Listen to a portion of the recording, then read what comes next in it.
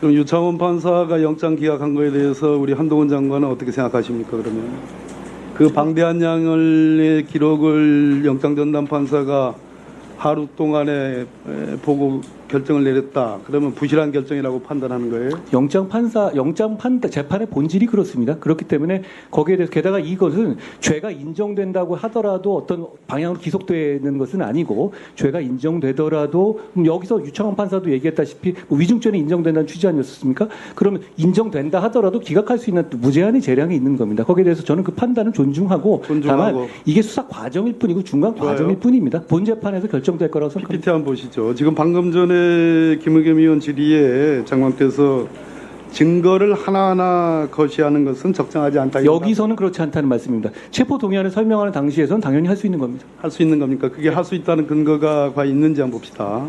PPT 한번 보시죠. 지금 말씀하신 것처럼 체포 동의안은 말 그대로 헌법상의 국회의원이 갖는 불체포 특권을 극복해서 판사가 정한 영장실질심사 기일에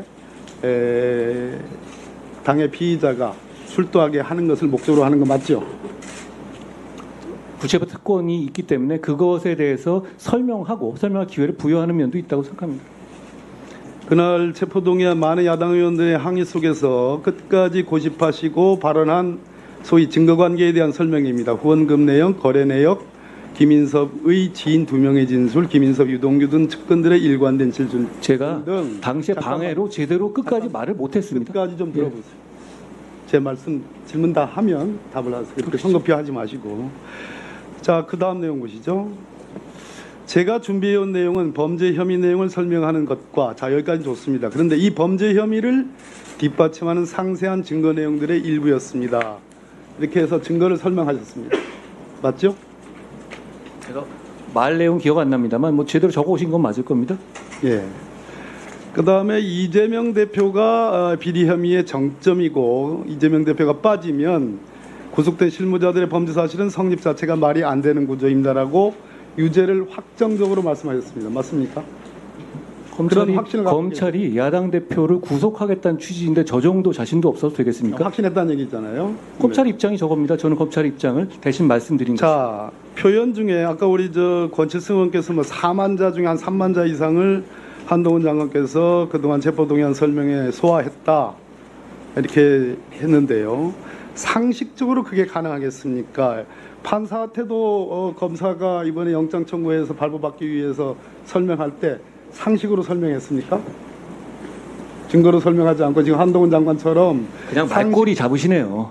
지금 당연히 증거로 설명하는 것이고요. 한동훈 장관이 설명을 드리는 거죠. 특기가 아닙니다. 예. 자, 상식적으로 그게 가능하겠습니까? 라는 표현이 한 나라의 법무부 장관으로서 가치 중립성을 표방하고 객관성을 대표하는 법무부 장관이 적어도 국민과 국회의원을 상대로도 반드시 체포동의안이 통과되기를 원한다라는 그 설득력의 신뢰가 있으려면 보다 더 가치 중립적이고 객관적이어야 되는데 이렇게 이건 상식입니다라고 얘기하는 정도의 수준 그거 가지고 과연 판사가 설득이 될까요? 판사 설득은 이제 검사들이 할 것이고요. 그럼 증거 판단을 하는 건 당연히 상식으로 하는 것입니다. 상식이 아니면 어떻게 증거를 판단하나요? 증거 다음에 상식이죠. 그래서 자, 장관 제가 그렇게 말씀드렸잖아요. 증거 많지만 상식을 말씀드렸잖아요. 그렇죠? 들어보세요. 감정이 많이 투입됐다고 생각하지 않으세요? 그날 이재명 대표에 대한 첫 번째 체포동의안은 물론이고 두 번째 체포동의안은 우리 한동훈 장관이 갖고 있는 객관성은 전혀 없는 사람입니다. 오로지 자신의 판단과 주장만 중요하고 남의 의견은 경청하지 않는다. 가볍기 그지없다라는 그런 한동훈 장관의 모습에서 연민의 정 같은 건 따지기 필요도 없이 국민에 대한 설득력, 대법원에 대한 설득력을 스스로 훼손하는 거 아닌가라는 저 개인적인 판단을 들었는데 제가 잘못 판단한 겁니까? 위원님 개인적 판단이고요. 그리고 자, 게다가 민주당의 상당 부분이 이 가결표를 던졌다는 점도 생각해 보십시오. 거기에 설득력 있으니까 자, 가결표 던진 거 아닌가요? 왼쪽 PPT는요. 왼쪽 장면은 대통령이 국회에 보낸 체포동의안이고요. 오른쪽 거는 서울중앙지법 영장전담판사 유창훈 판사가 보낸 한 장짜리 체포동의 요구서입니다. 여기에 첨부된 것은 범죄 사실의 요지에서 별지 구속영장 청구서 기재와 같다 이렇게 되어 있습니다. 한동훈 장관님. 검찰이 영장을 청구하면서 별지 구속영장 청구서에 한동훈 장관께서 설명하신 그 증거 관계의 하나하나가 들어가 있습니까? 구속을 필요한 사유 들어가 있지 않아요. 들어가 있습니다. 안 구속을 들어가 필요한 사유에.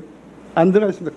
제가 아까 그래서 일부러 그 부분을 집어넣은 거예요. 아까 상식 말한 그 아닙니다. 말꼬리 말씀하시는 아닙니다. 거예요? 아까 대부분 들어가 있습니다. 계좌 추정 내역, 누구의 진술, 누구의 진술, 누구의 진술 이런 부분은 들어가 있지 않아요. 자, 뭐 우기시니까 자 다음 보십시오.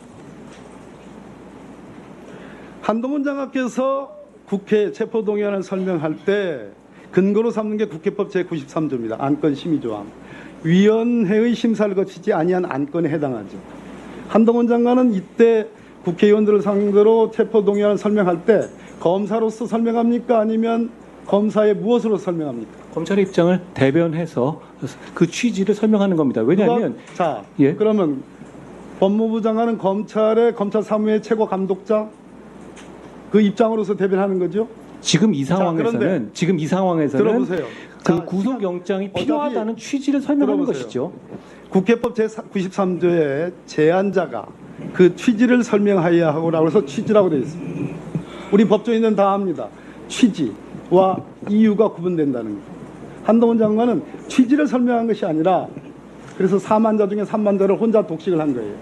취지를 설명한 것이 아니라 소위 우리가 말하는 청구 취지, 청구 이유 할 때의 그 이유 정도가 아니라 그것을 몇 배나 뛰어넘는 심지어 본인의 태도 증거, 감정 증거, 이재명 당대표를 하나의 단순한 피의자로서 설명하는 것이 아니라 정적, 한 정파의 선봉장처럼 감정이입을 해서 설명을 했다는 것의 제 핵심입니다. 이것은 국회법 그 위원님 의견이십니다.